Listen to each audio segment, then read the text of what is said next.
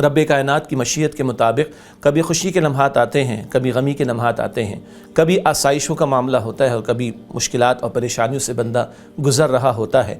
زندگی ایک امتحان ہے اور اس امتحان میں بدلتے حالات میں ایک مؤمنانہ طرز عمل کیا ہونا چاہیے، قرآن حکیم جا بجا اس کا تذکرہ کرتا ہے۔ اللہ تعالیٰ نے قرآن حکیم میں اپنی نعمتوں کا بھی اظہار فرمایا اور توجہ دلائی ہے کہ فَبِأَيِّ آلَاءِ رَبِّكُمَا تُكَذِّبَانِ، پس تم اپنے رب کی نعمتوں کو جھٹلاؤ گے۔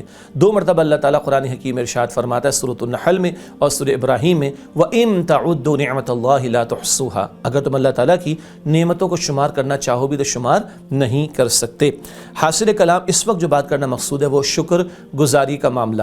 ہم اگر طلباء کی بات کریں، یونیورسٹیز میں، کالجز میں کبھی گریڈز اچھے آ جاتے ہیں ماشاءاللہ، کبھی کوالیفیکیشن مل جاتی ہے، کبھی گریجویٹ ہو جاتے ہیں، تو ہم کچھ خوشی مناتے ہوئے کچھ انداز دیکھتے ہیں لوگوں کے، کہیں فائرنگ کی جاتی ہے، کہیں ڈانس کیا جاتا ہے، کہیں موسیقی کا استعمال کیا جاتا ہے، کہیں توڑ پھوڑ بھی کر دی جاتی ہے، اور تو بعض معاشروں کے اندر، غیر مسلم معاشروں کے اندر شراب نوشی و نہ جانے کیسے کیسے معاملات بھی کیے جا رہے ہوتے ہیں۔ اگر ہم گھرانوں میں دیکھ لیں تو کبھی کبھی خوشیاں میسر آتی ہیں اور کچھ ہلہ گلہ اس نوعیت کا ہوتا ہے جس میں کئی مرتبہ بندے اللہ سبحانہ و تعالیٰ کو بھول جاتے ہیں۔ کبھی اسپورٹس کے اندر کسی کو کوئی کامیابی ملتی ہے تو ہم دیکھتے ہیں کہ اچھل کود بھی ہوتی ہے اور ہلہ گلہ بھی ہوتا ہے اور نہ جانے کیا کچھ کیا جاتا ہے۔ یہ 2-3 مثالیں کافی ہیں۔ ہمارے پڑوسی ملک افغانستان میں اللہ سبحانہ و تعالیٰ نے مسلمانوں کو ایک بہت بڑی فتح عطا فرمائی اور ظلم اور جبر کا دور جو 20 سال سے جاری تھا وہ ختم ہوا۔ دنیا کی ساری ٹیکنالوجی، 60 ملکوں کی ساری قوت نیست و نابود ہو گئی، ناکام ہو گئی، ایمان جیت گیا۔ اللہ کو ماننے والے، اللہ پر ایمان رکھنے والے، اللہ پر توکل کرنے والے، اللہ تعالیٰ ہی کو اصل سہارا سمجھ کر باطل کے مقابلے میں کھڑے ہونے والے، ان کو اللہ سبحانہ و تعالیٰ نے عظیم فتح عطا فرمائی۔ مگر وہاں ہم دیکھتے ہیں کہ نہ ہلہ گلہ نظر آتا ہے، نہ وہاں پہ موسیقی نظر آتی ہے، نہ وہاں پر کچھ اچھل کود نظر آتی ہے۔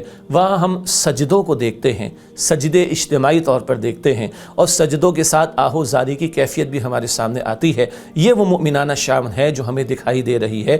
ہاں کہیں کہیں ہم اپنے ماحول میں بھی، معاشرے میں بھی دیکھتے ہیں، بعض گھرانوں کو ہم جانتے ہیں، بعض اداروں کو ہم جانتے ہیں، بعض کمپنیز کے اونرز کو ہم جانتے ہیں، اللہ تعالیٰ انہیں کوئی کامیابی عطا فرماتا ہے، کوئی اچیومنٹ عطا فرماتا ہے، وہ سجدہ شکر بھی ادا کرتے ہیں اور شکرانے کے نوافل بھی ادا کرتے ہیں اور مخلوق خدا پر کچھ خرچ بھی کرتے ہیں۔ یہی پسندیدہ طرز عمل ہے۔ مسلمان ویسے تو آزاد ہوتا ہے اس معنی میں کہ وہ ایک سجدہ جسے تو گراں سمجھتا ہے، 1000 سجدوں سے دیتا ہے آدمی کو نجات، لیکن عموم کے اعتبار سے وہ اللہ تعالیٰ اور اس کے رسول مکرم صلی اللہ علیہ وسلم کے احکامات کا پابند ہوتا ہے۔ خوشی اللہ عطا فرماتا ہے، بار بار اگر عطا فرماتا ہے تو بار بار شکر کے کلمات ہوں، بار بار شکر کے جذبات ہوں۔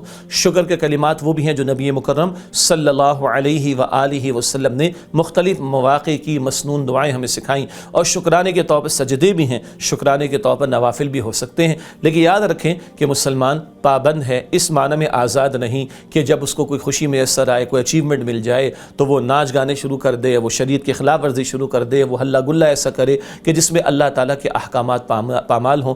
معلوم ہو کہ مسلمان ہے، اللہ سبحانہ و تعالیٰ کا بندہ ہے، مسجد میں ہو تو اللہ کا بندہ، مارکیٹ میں ہو تو اللہ کا بندہ، گھر میں ہو تو اللہ کا بندہ، خوشی میسر آئے تو اللہ کا بندہ۔ تو پھر قرآن کہتا ہے لَإِن شَكَرْتُمْ لَأَزِيدَنَّكُمْ، اگر تم شکر ادا کرو گے اللہ فرماتا ہے مزید تمہیں عطا کروں گا۔ کیا خوبصورت فارمولہ ہے۔ میں اور آپ ہر ایک چاہتے ہیں کہ مزید ملے، کون نہیں چاہتا جی؟ تو اللہ کہتے ہیں مزید چاہتے تو جو مل چکا اس پر شکر ادا کرنا، بندے بننا، شکر گزار بندے بننا، تو لَأَزِيدَنَّكُمْ، میں تمہیں مزید عطا کروں گا۔ لیکن آگے فرمایا سورہ ابراہیم کی آیت نمبر 7 ہے وَلَئِن كَفَرْتُمْ إِنَّ عَذَابِي لَشَدِيدٌ، اور اگر تم نے ناشکری کی تو میرا عذاب بڑا شدید ہوگا۔ اللہ تعالیٰ مجھے اور آپ کو اپنے شکر گزار بندوں میں شامل فرمائے، اور ایسی حرکتیں کہ جو شریعت کے خلاف ہوں، جہاں اللہ تعالیٰ اور اس کے رسول علیہ السلام کی نافرمانی ہوتی ہوں، ان سے اللہ تعالیٰ مجھے اور آپ کو واقعتاً مکمل طور پر اجتناب کرنے کی توفیق عطا فرمائے۔